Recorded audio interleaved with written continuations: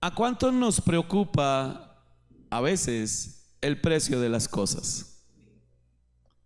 Nos preocupa, ¿cierto? Y como colombianos somos muy dados a negociar o lo que se conoce como el regateo, ¿cierto? Bájele, no, no.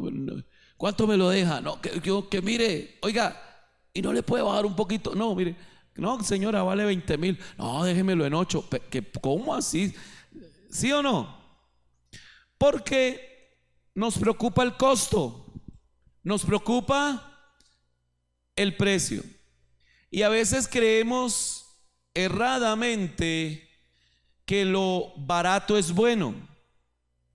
Pero, ¿cómo dice el dicho?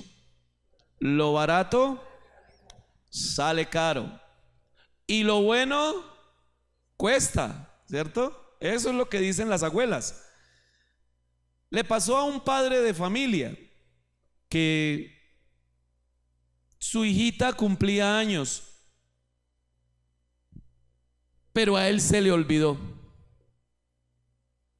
Y llegó, y mientras estaba entrando el carro al garaje de la casa, cuando pensó que ahorita venía su hija a saludarlo y al otro día cumplía años, se acordó y salió ese papá. Pero todo el mundo le preguntó en la casa, pero no estaba entrando el carro. No, que tenía que hacer una compra, una vuelta, que no sé qué, y salió en el siguiente centro comercial que encontró. Se fue a la juguetería y dijo: ¿qué compro? ¿Qué le doy? Ya sé. A mi hija le gusta la muñequita esa famosa, la Barbie. Y le dijo a la dependiente: muéstreme una de esas muñequitas.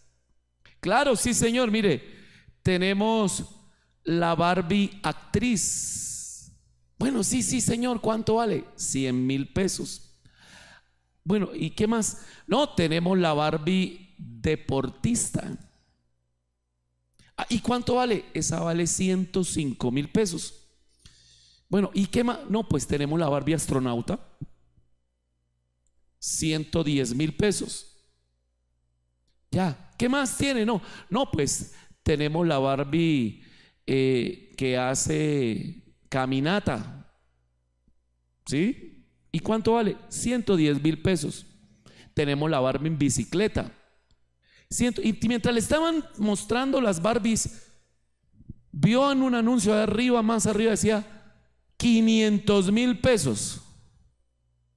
Y era una Barbie. Y el padre de familia dijo: ¿cómo así?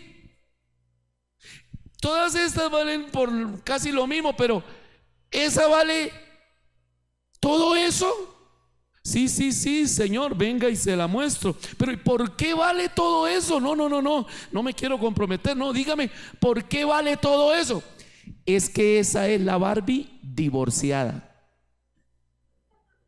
¿Cómo así? ¿Y por ser divorciada vale todo eso? Sí, porque esta es la Barbie que viene con el carro de Ken, la casa de Ken, viene con el barco de Ken. Por eso es la más costosa. Y amado hermano, usted, para que se vaya pensando en el divorcio, sale caro, ¿no? Eso confirma que el divorcio es muy costoso. Así que los que estén casados, aguántese, hermano, el Señor viene pronto. Es costoso el divorcio. Pero yo quiero hablar en esta mañana de algo mucho mejor. No les vine a hablar de Barbies. Y es el costo de seguir a Cristo. ¿De qué vamos a hablar? ¿Cuál es el precio de seguir a Cristo? Por eso el mensaje de hoy se llama: seguir a Cristo cuesta.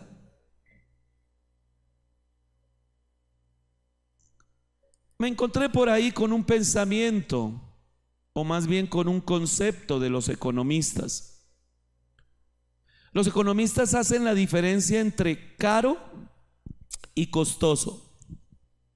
Lo que dicen ellos es que caro es algo que uno compra a un precio muy alto, pero que la calidad del producto no corresponde al precio. O sea, usted pagó un precio alto, pero usted dijo, no, precio y calidad no van bien, no, nada que ver con lo que yo esperaba por ese precio. Eso le salió caro. Pero costoso es cuando usted compra algo que el precio es muy alto, pero que usted dice, lo vale, lo merece, realmente valió la pena, porque no fue caro, su calidad corresponde claramente a su precio. Y hablando de seguir a Cristo, yo tengo que decirle en esta mañana, seguir a Cristo es costoso, pero no seguirlo es muy caro. Eso se lo oí a mi pastor Alfonso Quevedo. Seguir a Cristo es costoso. Si alguien te ha dicho que seguir a Cristo es chévere, que tranquilo, que no, que eso la pasa uno muy bueno, que es lo más fácil, que es lo más sencillo, si alguien le predicó ese tipo de evangelio y le cobró, lo tumbó. Porque seguir a Cristo es costoso, pero no seguirlo es caro. Y yo quiero que abra su Biblia en esta mañana en el Evangelio según San Marcos, capítulo número 8, versículo 27. Abra su Biblia. Bueno, ahora hay que decir prenda su Biblia, su smartphone, pero ábralo por favor. Abra su Biblia en Marcos, capítulo número 8, versículo 27. Abra ese teléfono que estudia, porque así es como le dicen, ¿no? El teléfono inteligente. Pero abra algo, hermano, no confíe en el videobin. Se ha dado cuenta que a veces no funciona, a veces se nos apaga y toda la cosa. Porque no solo de videobin vivirá el hombre, sino de toda la palabra que sale de la boca del Señor. Ya está ahí. Salieron Jesús y sus discípulos por las aldeas de Cesarea de Filipo, y en el camino preguntó a sus discípulos diciéndoles: ¿quién dicen los hombres que soy yo?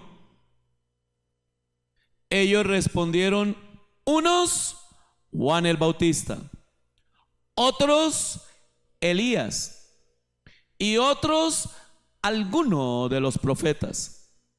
Entonces él les dijo: ¿y vosotros, quién decís que soy yo?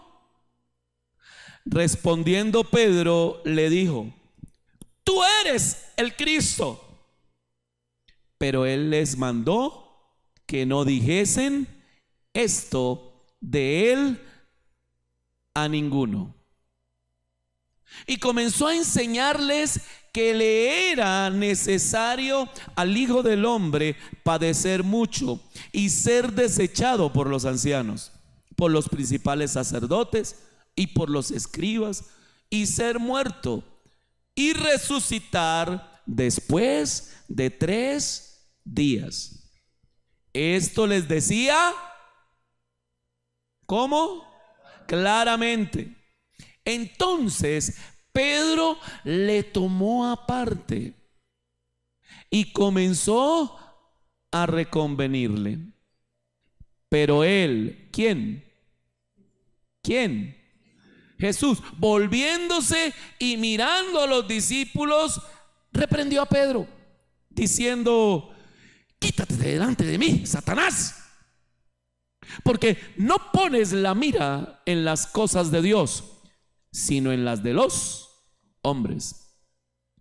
Y llamando a la gente y a sus discípulos, les dijo: si alguno quiere venir en pos de mí, niéguese a sí mismo y tome su cruz y sígame. Porque todo el que quiera salvar su vida, la perderá. Y todo el que pierda su vida por causa de mí y del Evangelio, la salvará. 36. Porque ¿qué aprovechará el hombre si ganare todo el mundo y perdiere su alma?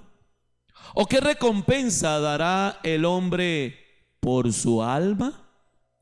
Porque el que se avergonzare de mí y de mis palabras en esta generación adúltera y pecadora, el Hijo del Hombre se avergonzará también de él cuando venga en la gloria de su Padre con los santos ángeles. Amén. Que el Señor bendiga su palabra en esta mañana. Dígale a alguien ahí a su lado: seguir a Cristo no es fácil, pero es lo mejor.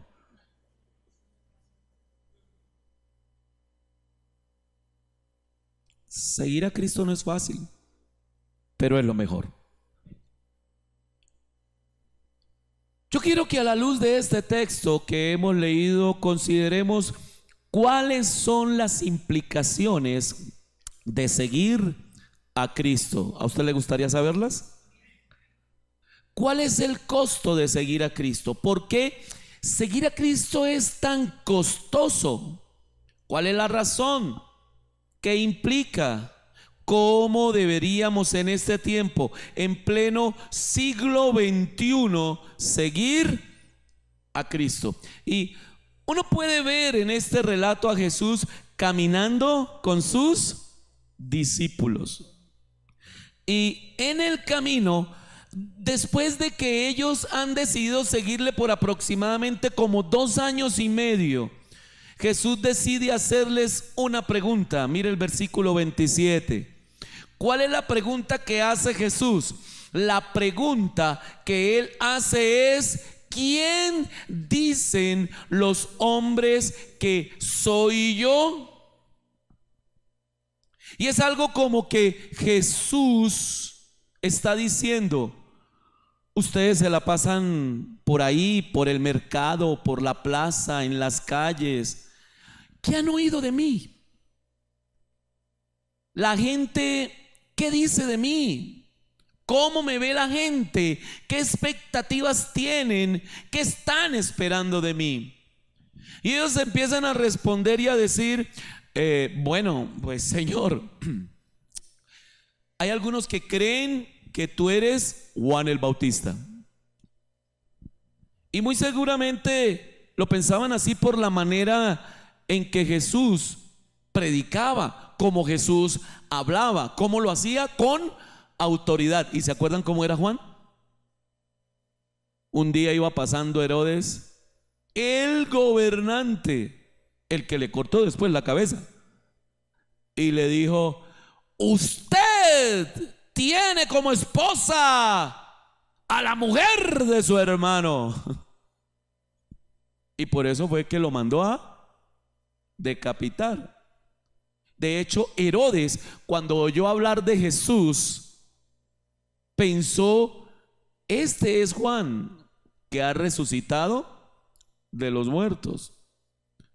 Otros veían a Jesús como Elías, y la razón por la que lo veían como Elías era porque Jesús hacía milagros, y el profeta Elías hacía milagros.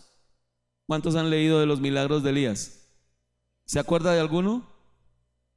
¿Cómo cuál? Casi nadita, ¿no? Hizo llover fuego del cielo, ¿no? Así como por mencionar alguno. Pero bueno, el de la viuda, cuando multiplicó el vino, cuando multiplicó la harina, bueno, todo eso. Y por eso, porque Jesús hacía milagros, otros decían que era Elías. Otros sencillamente lo veían como un profeta más. Este debe ser un profeta. Pero lo cierto es que al parecer entre la multitud no sabía la gente quién era Jesús. ¿Lo logran ver en el texto?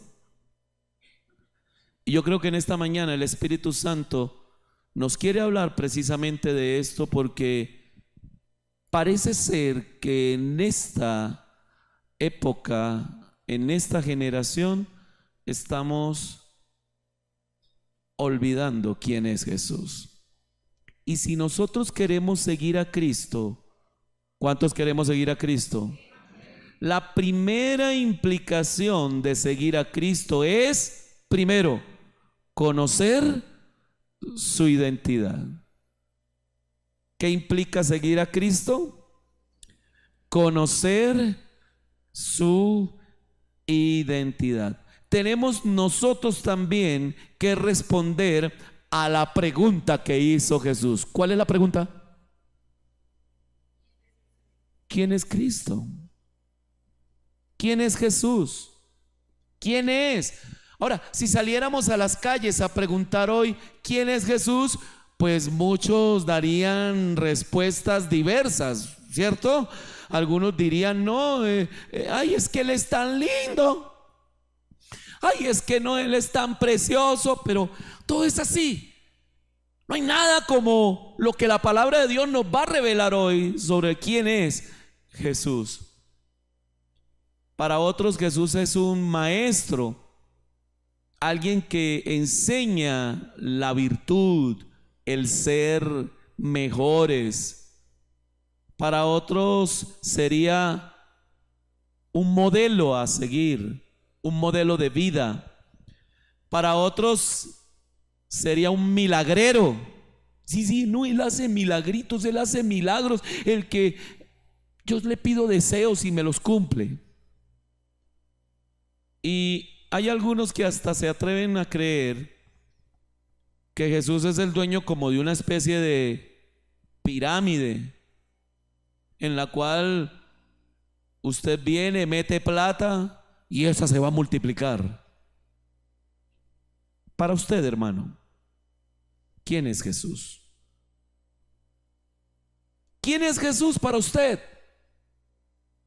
Porque mire lo que dice el texto. Jesús, después de escuchar bien lo que ellos le dicen, está caminando con sus discípulos y les pregunta: ustedes llevan varios años caminando conmigo, ¿qué piensan? ¿Cómo me ven? Y aparece en escena Pedrito. Ahí está Pedrito, ¿no? Y siempre que se atraviesa Pedro, algo va a pasar, hermano. Porque ante esta situación, Pedrito, el atrevido, el impulsivo, y yo me imagino a Pedrito ahí, a Pedro, como el burro de Chereque. Yo, pregúntame, yo quiero contestar, yo quiero decir, dígame a mí, pregúnteme a mí.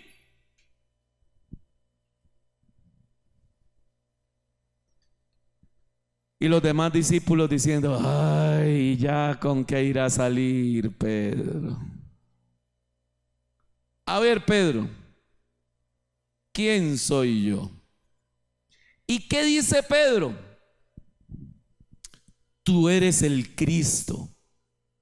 En el Evangelio de Mateo dice: tú eres el Cristo, el Hijo del Dios viviente.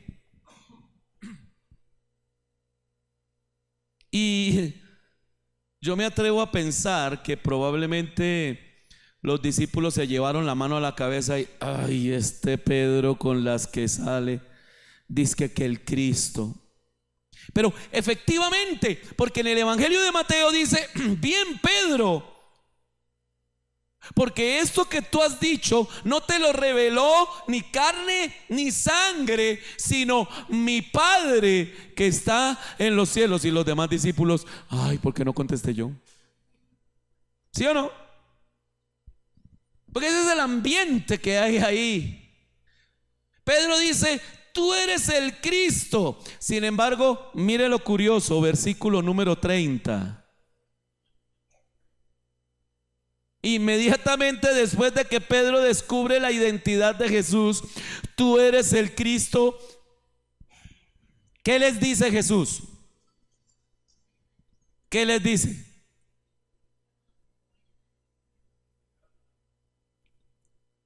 ¿Cómo así? ¿Cómo así? No entiendo. No solo a Pedro, a todos les mandó que no dijesen esto de él a ninguno. Y ojo con lo que está diciendo el texto. Él les mandó. No es una sugerencia, no es si quieren. Lo que dice es: les mando, por favor, que no se lo digan a nadie. Y uno se pregunta, bueno, ¿acaso la idea no es que la gente sepa quién es Jesús, que Jesús es el Cristo? ¿Acaso la misión de la iglesia no es ir y decirle a todo el mundo que no hay otro nombre dado a los hombres bajo el cielo en el que podamos ser salvos sino Jesucristo, hombre? ¿Acaso nuestra misión no es ir a decirle a este mundo que hay un solo Dios y un solo mediador entre Dios y los hombres, y ese es Jesucristo? ¿Acaso Jesús mismo no dijo en otra ocasión: yo soy el camino, la verdad y la vida, y nadie va al Padre sino por mí? Entonces, ¿cómo es posible que les esté diciendo no lo digan a nadie? Que ahora que descubren la identidad de él, Jesús les diga: sí, pero no se lo digan a nadie. Les ruego, por favor, no se lo digan a nadie. ¿Y sabe por qué, hermano? Porque cuando Pedro dice: tú eres el Cristo, Pedro está pensando igualmente como pensaban los judíos de esa época. ¿Cuál era la expectativa que tenían los judíos sobre el Mesías? Era un Mesías al estilo del rey David, un guerrero, uno que venía a acabar hasta con el nido de la perra. Esa expresión es de mi tierra, ¿no? O mi mamá decía así, o dice así. Uno que venía a hacer y a deshacer, y que en este momento en que Jesús está en la tierra, están bajo el yugo del imperio romano, y ese Mesías venía a acabar con ese imperio, con ese gobierno humano, los iba a quitar. Era un Mesías guerrero, político, gobernante, alguien que les quitaría ese yugo de verdad. Y eso es lo que vino a hacer Jesús. Es que con Jesús vamos a tomarnos el poder. Jesús es el candidato. Voten por Jesús, voten por Jesús. Vamos a votar por Jesús, todos votando por Jesús. Y Jesús se da cuenta que esto es lo que están pensando. Jesús ve que esto es lo que piensan. En alguna oportunidad, creo que ustedes lo recuerdan en otro texto de la palabra, incluso lo toman y lo quieren llevar a Jerusalén para ponerlo en el trono, pero el Señor Jesucristo dice: por aquí que es más derecho. Se les va. ¿Sí sabían? ¿Lo han leído?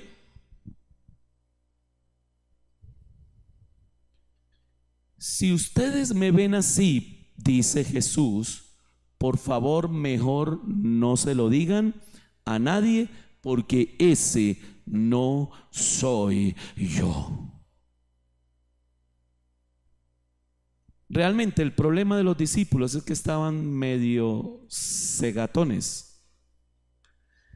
Por eso el texto bíblico que acabamos de leer está justo después de otro texto que habla de algo que había hecho Jesús en el versículo 22 ahí del capítulo 8. Usted logra ver ahí que Jesús llega a una población llamada Betsaida y le trajeron a un ciego y le rogaron que lo tocase. Le sacó fuera de la aldea y escupiendo sus ojos, quien tenga molestia en sus ojos, hoy voy a orar igual que oró Jesús ese día. ¿Me pueden esperar allá afuera, por favor? Le puso las manos encima y le preguntó si veía algo. ¿Y qué dijo el que estaba cieguito? Veo los hombres como árboles, pero veo que andan. Es decir, ¿cómo está viendo este hombre? Borroso, ¿cierto? Cuando Pedro dice, tú eres el Cristo, empezó a ver, porque ya no estaba ciego como los demás. Los ciegos que están diciendo, tú eres el Juan el Bautista, tú eres Elías, tú eres un profeta. Esos todos estaban como ciegos. Pero Pedro había empezado a ver, no, tú eres el Cristo. Pero ¿cómo está viendo Pedro? Borroso. Porque Pedro está creyendo que es un Mesías político, que es un Mesías guerrero. Entonces por eso Jesús dice, hasta que no sepan bien quién soy, no se lo digan a nadie. Es mejor. Así que si para ti Jesús es un milagrero, el que te puede hacer milagros, el que te va a sacar de la pobreza, el que te va a dar éxito, el que te va a dar fama, mejor no se lo digas a nadie, porque ese no es Jesús. Si para ti es Jesús alguien que armó la pirámide para que todo el mundo se enriquezca, por favor, mejor no le hable a nadie de Jesús, porque ese no es el Jesús. Miren, hermanos, más adelante, cuando los discípulos realmente entienden quién es Jesús, ¿qué dice Jesús? Ahora sí, vayan, id y haced discípulos a todas las naciones, en todos los lugares de la tierra. El que creyere y fuere bautizado será salvo. Ahora sí, vayan, vayan, vayan. ¿Por qué? Porque en ese momento ya podían todos ver, ya no veían borroso, porque ya saben quién es Jesús. Así que la primera implicación de seguir a Jesús es ¿qué? Conocer su identidad. Es saber claramente quién es Jesús. Y ¿no será que algo similar está pasando en nuestro país ahora? Por ahí ya se acercan las tales elecciones, las de alcalde, ¿sí sabían? Y claro, iglesia, que como pueblo de Dios queremos que nuestros hermanos en la fe vayan, ocupen cargos de privilegio. Claro que tenemos que tener claro que es la salvación de la tierra cuando el justo gobierna. Claro que eso es cierto, porque así lo dice la palabra. Pero hay algo más claro que tenemos que tener, y es que la salvación de este país no viene de ningún político, no viene de ningún partido, no viene de ninguna persona de este mundo. Nuestro socorro viene de Jehová, que hizo los cielos y la tierra. Dele ese aplauso al que hizo los cielos, la tierra. El destino de Colombia, el destino de Venezuela está en las manos de nuestro Dios. Por eso cabe la pregunta hoy. Jesús a cada uno de nosotros nos hace esa misma pregunta. Para ti, ¿quién soy yo? ¿Tú cómo me ves? ¿Qué estás esperando de mí? ¿Que te saque de la pobreza? ¿Que te aliente de tu enfermedad? Porque de acuerdo como uno ve a Jesús, así se va a sentir después, o frustrado o afirmado. Y esa es la situación que estamos viendo hoy en la iglesia contemporánea. Esa es la situación que está pasando en este tiempo. Es como la niña que se casa con el novio porque cree que es su príncipe azul, que es lo más lindo de esta vida. No, mamá, si usted supiera. Y la mamá, mi hijita, no, pero si usted supiera, es que es tan lindo, todos los días me lleva serenata. Mamita, eso como que eso tan bueno. Los expertos dicen que el espacio que hay entre la expectativa y la realidad, ese espacio se llama frustración. El espacio que hay entre la expectativa y la realidad. Entonces, si usted baja la expectativa,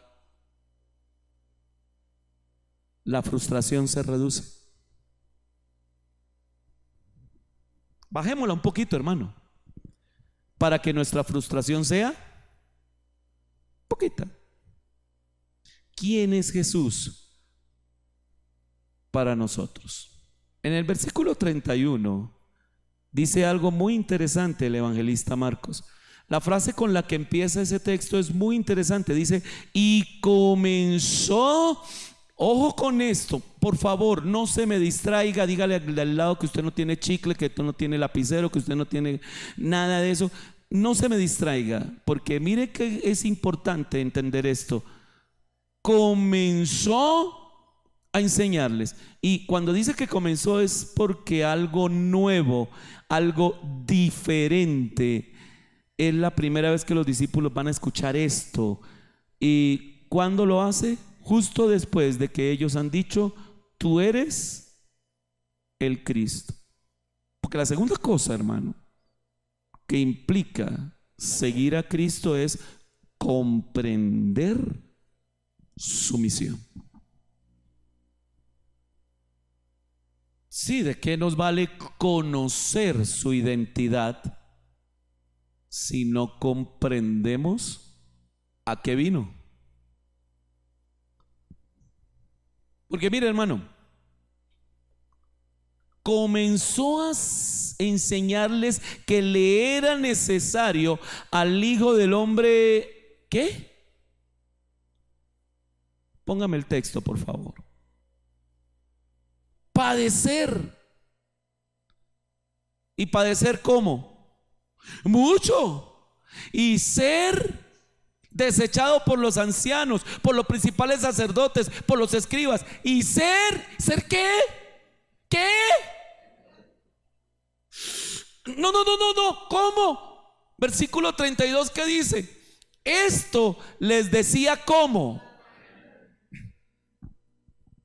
Miren, mis hermanos, el problema es donde usted haya ido a oír la palabra de Dios. ¿A dónde se fue a oír ese evangelio? El televisor que prendió y se puso a oír esa babosada allá en ese canal que le llaman cristiano.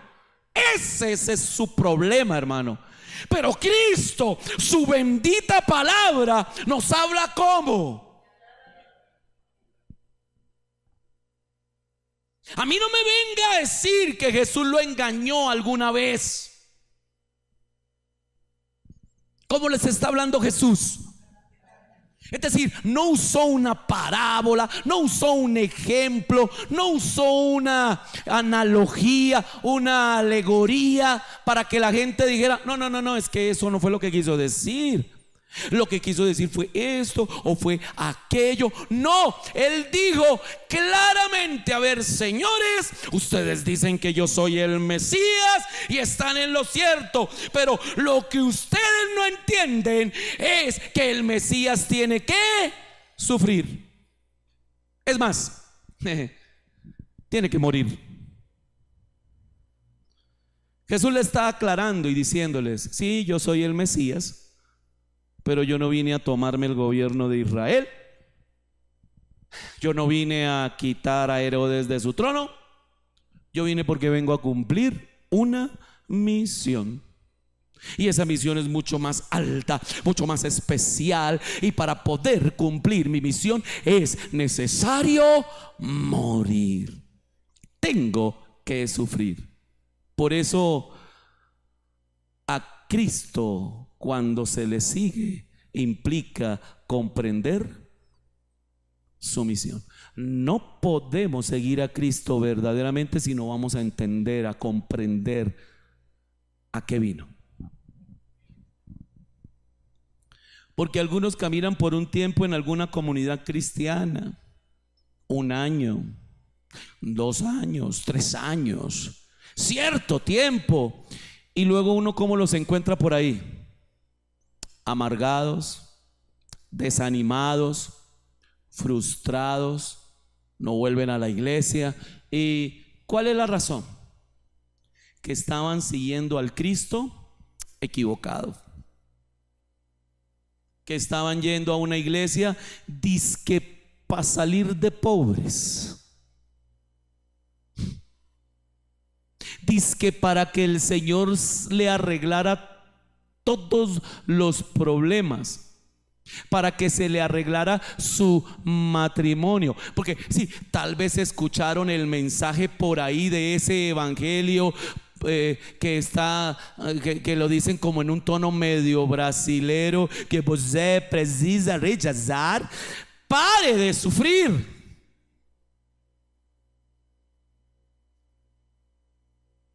Entonces algunos creyeron ese evangelio.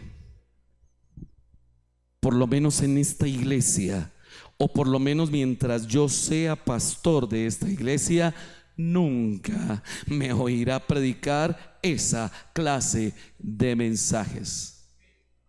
Porque es que cuando tú le entregas tu vida a Cristo, aunque sigues sufriendo, la buena noticia es que Él ya está con nosotros todos los días hasta el fin del mundo. Aleluya, aleluya. Cántelo, adórelo, dígaselo. No vamos a sufrir solos. Si sufro, sufro con mi Señor aquí a mi lado. Así que necesitamos comprender la misión de Jesús. ¿A qué vino Jesús? ¿A sacarnos de pobres? ¿A traerme el marido? Yo se lo amarro, se lo ato, se lo amarro a su cama, nunca más se le va a poder ir, nunca más se le va a eso. No. La misión de Jesús fue quitar el mayor problema que tiene la humanidad. La misión de Jesús fue quitar el pecado del mundo, porque ese es el mayor problema que tiene la humanidad. El mayor problema de la humanidad no es que haya calentamiento global. No. El mayor problema de la humanidad no es que los mares se estén llenando de basura. Ese no es. El mayor problema de la humanidad no es que en África o nomás aquí en La Guajira mueran tantos niños por hambre. No. El mayor problema de la humanidad es el pecado del hombre. Y hasta que los gobiernos de la tierra no lo comprendan, no lo entiendan, hasta que en la ONU no se organicen y digan vamos a hablar del pecado del hombre, hermano, nos toca a nosotros como iglesia sacar a la gente del pecado, trayéndola a este lugar a oír la bendita palabra del Señor. Quiero que nos pongamos a pensar un poquito en estos discípulos. Tú eres el Cristo, dice Pedro. Inmediatamente, ¿qué dice Jesús? ¿Sí? Yo soy. Y voy a Jerusalén a morir. ¿Y qué creen que ellos dijeron? ¿Qué? ¿Morir? Le invertí 2 años y medio de mi vida a este proyecto, a esto que se veía tan bueno, la gente siguiendo, la gente comiendo, la gente sanando. Le invierto todo este tiempo de mi vida para que usted ahora me diga que se va a morir.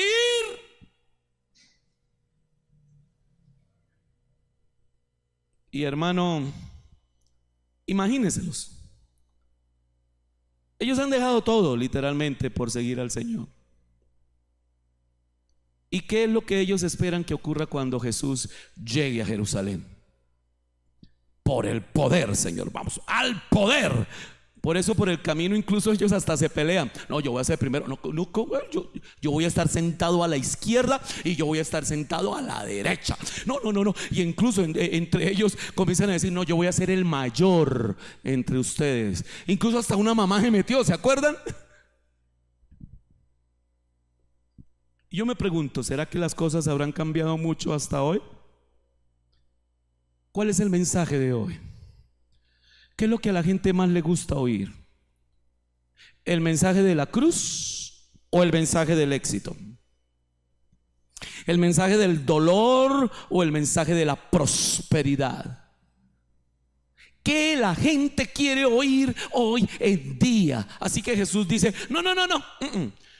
no soy ese Jesús, soy el Jesús que va a ir a morir. Y por eso los discípulos, ¿qué hacen?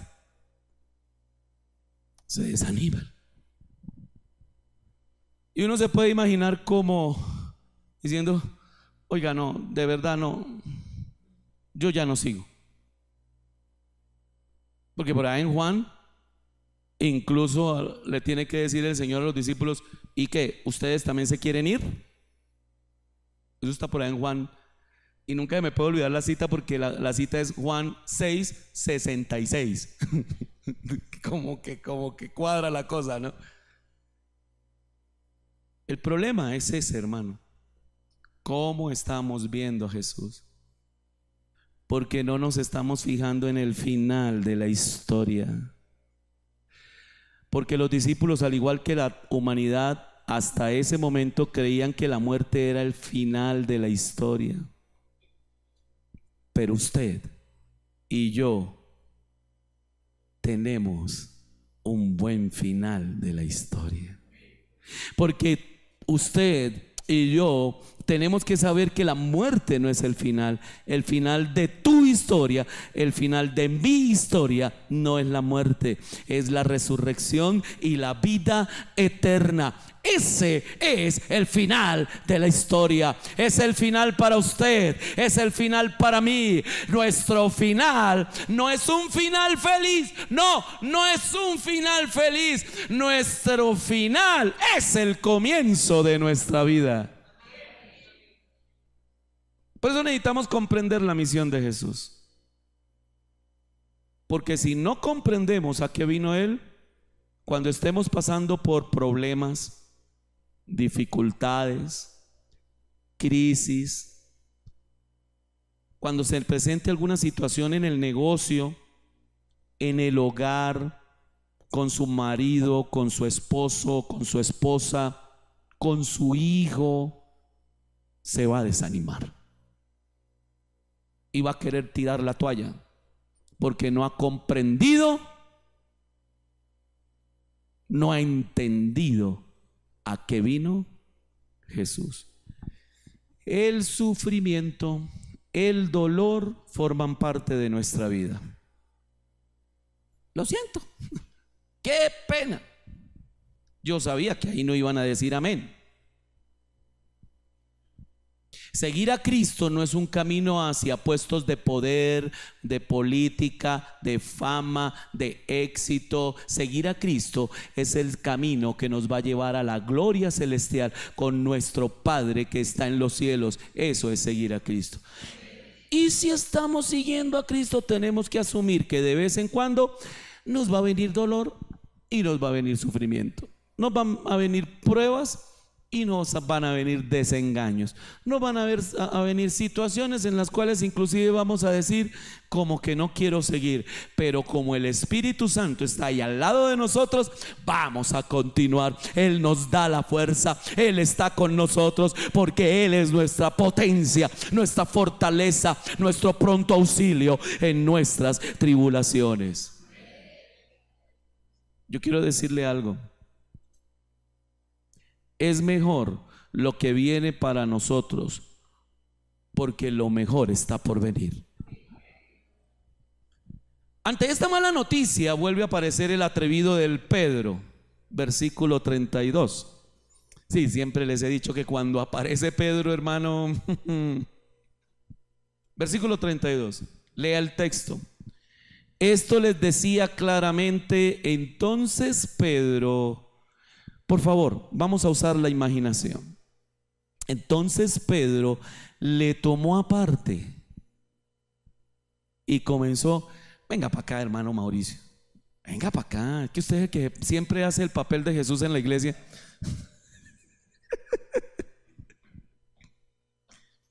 Dice la palabra que estaba ahí con ellos y lo cogió y le dijo: Señor, no, ¿qué le pasa? ¿Usted qué está haciendo? ¿Pero qué le pasa? Quite ese trino que puso en Twitter. ¿Cómo así que subí a Facebook esa carita toda triste diciendo: es que voy a sufrir? Hágame el favor y baje eso de ahí. ¿Qué van a pensar de nosotros? ¿Usted qué se imagina? Gracias, hermano.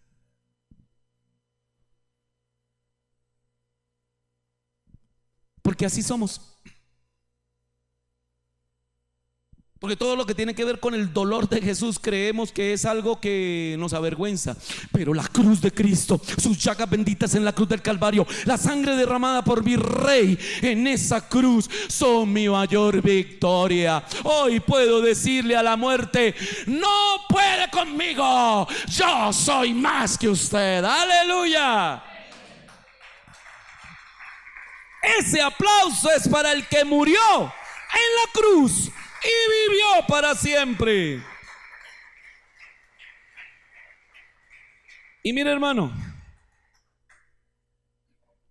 ese es Pedro, atrevido. Y sabe que nosotros también reprendemos a nuestro Señor, al Mesías, cuando viene el problema, cuando viene la circunstancia. ¿Y qué decimos? No, pero ¿por qué? Si estoy yendo a la iglesia, si estoy buscando al Señor, ya no tomo, ya no fumo, ya no bebo, ya no bailo pegado, ya no robo, ya no mato. ¿Por qué me pasa esto? Pura reprensión para el Señor.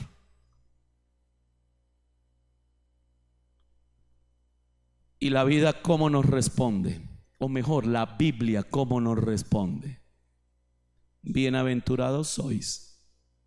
Póngalo por favor en pantalla. Cuando por mi causa os vituperen y os persigan y digan toda clase de ¿qué? ¿De qué? De mal contra vosotros. Gozaos y alegraos, porque vuestro galardón es grande en los cielos. ¿Qué nos dice la Biblia? Alégrese. Alégrese. ¿Está pasando por pruebas? ¿Qué dice Santiago? Alégrense. Nada que cambie a su hijo, sigue siendo grosero, altanero, embustero. Alégrese. Ahí sí cabe decir: yo lo declaro sano, Señor, yo lo declaro obediente. Ahí sí vale, ¿no? Porque Jesús no acepta como lo están llamando. Porque imagínense, ¿qué hace? ¿Qué hace Pedro? respondiendo a Jesús. Y mire los textos, versículo 31. Y comenzó a enseñarles Jesús. ¿Qué comenzó? O sea, Jesús comienza a enseñarles, 8:31 de Marcos, ¿sí? Y en el versículo 32 comenzó Pedro ¿a qué? A reconvenirlo, a reprenderlo, dice la Nueva Versión Internacional. Jesús está enseñando y Pedro está ¿qué? Reprendiendo. Pedro empieza a decir, no, a mí no me venga con ese sermón, pastor, ese sermón de hoy no lo acepto, no, lo cancelo, se lo anulo, yo lo rechazo, lo echo fuera, ahora mismo lo ato y lo desato y no, yo no me acepto ese mensaje de hoy, es más, estoy que me salgo, pero por no hacerlo quedar mal con su hermanita pastora que vino, mejor me quedo. El versículo 33, hermano. Pero él, ¿quién? Versículo 33. Pero él, o sea, Pedro lo trajo aquí al ladito. Parece que Pedro sí asistió a la clase de consejería pastoral, que lo trajo a Jesús aquí en privado, ¿se acuerdan? Parece ser que Pedro sí fue a la clase de resolución de conflictos,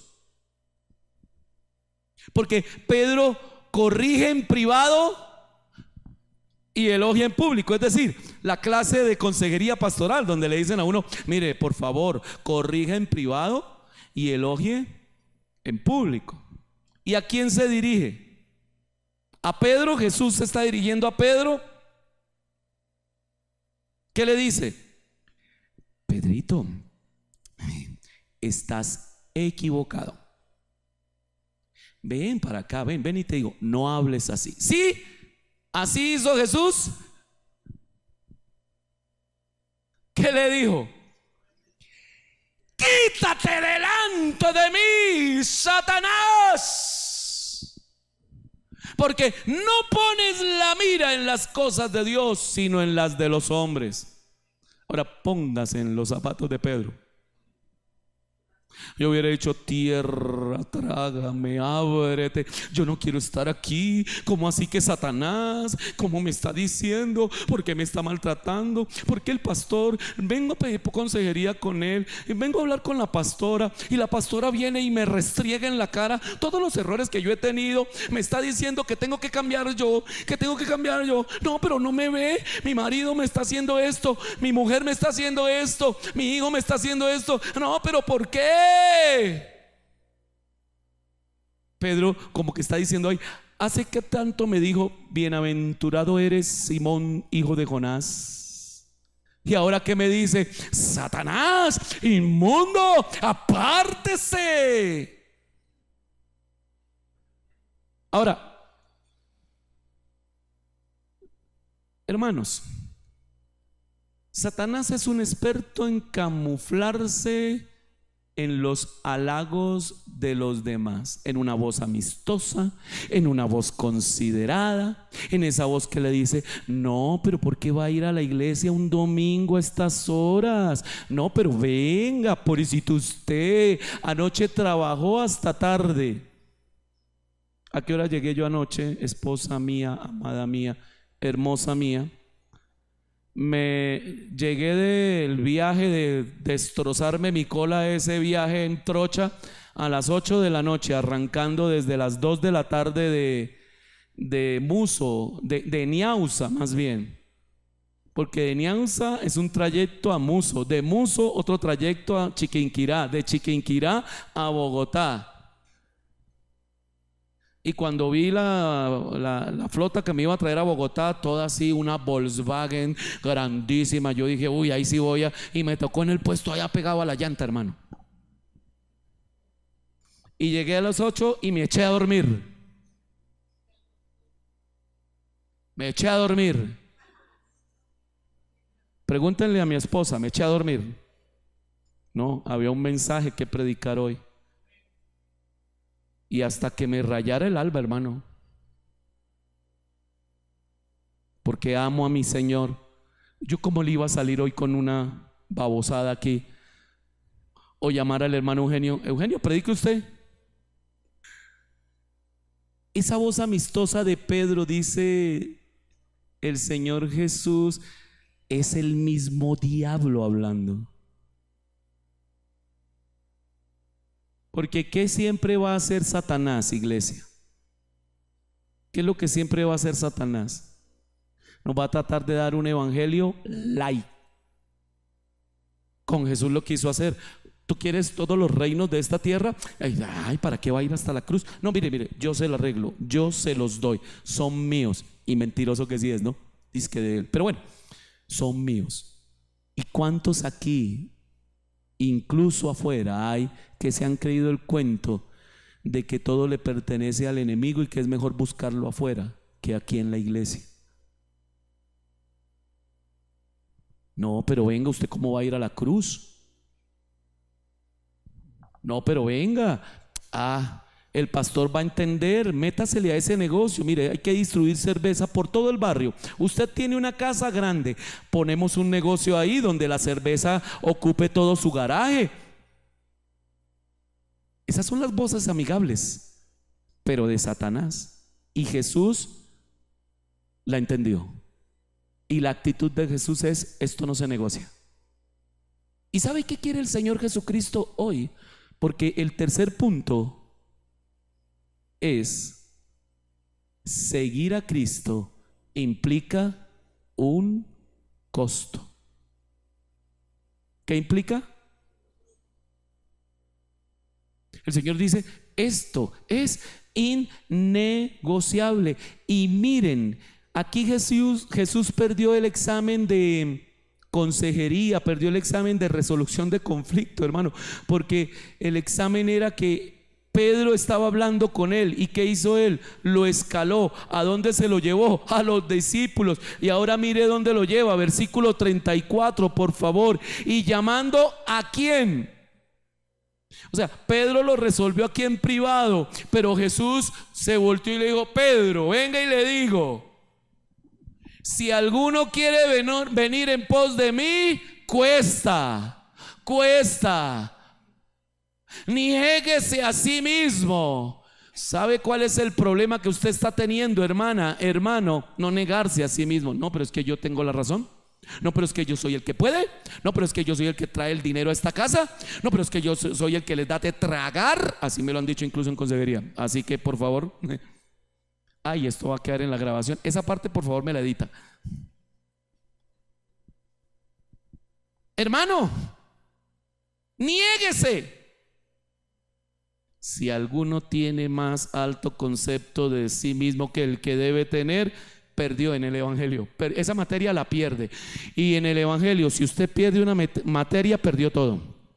Como en la universidad, como en el colegio. Sí, claro, usted puede ir a rehabilitar, hacer curso vacacional, hacer la venganza del curso vacacional, pero si no la pasa, pierde ¿qué? Toda la carrera, ¿o no? No es así. Seguir a Cristo cuesta. Niéguese a sí mismo. Porque muchos que hubieran querido oír en este versículo: y llamando a la gente y a los discípulos, ¿qué les dijo? Y yo me imagino el tono de la voz de Jesús. Levantó su voz y les dijo: si alguno quiere venir en pos de mí, pacte. ¿No? Bueno, niéguese a sí mismo, tome su cruz y sígame. Lo que Jesús está diciendo: esto no es barato, sale caro. Y si a ti te predican el evangelio barato, al final le va a salir caro. ¿Y qué les dice? No, señores, si ustedes quieren seguir, tienen que hacer una cosita. Primero, niéguense a sí mismo. Segundo, tome su cruz y sígame. Ahora, a ver, empiece a pensar un poquito en lo que está pasando. Están ahí las multitudes, los discípulos, Pedro, todos quedaron involucrados, porque es que este mensaje es para todos, hermano. No, pastor, el que se tiene que negar es usted. Deje ese orgullo, deje esa altanería, deje esa altivez. Eso se lo dice a uno la gente. Mi hermana ahorita estaba hablando de no hable mal de su pastor, y todo eso es porque está pasando en la iglesia, hermano. Está pasando en las congregaciones, está pasando en el pueblo de Dios. Se reúnen para hablar mal del pastor. El pastor no me visita, el pastor no me llama, el pastor esto, el pastor aquello. No, hermano, tomemos la cruz. Porque si usted toma la cruz de Jesús, según lo que dijo Jesús, es ligera para nosotros. Es una cruz que podemos llevar, porque también su palabra dice que Él no nos va a dar una carga más alta de la que podamos llevar.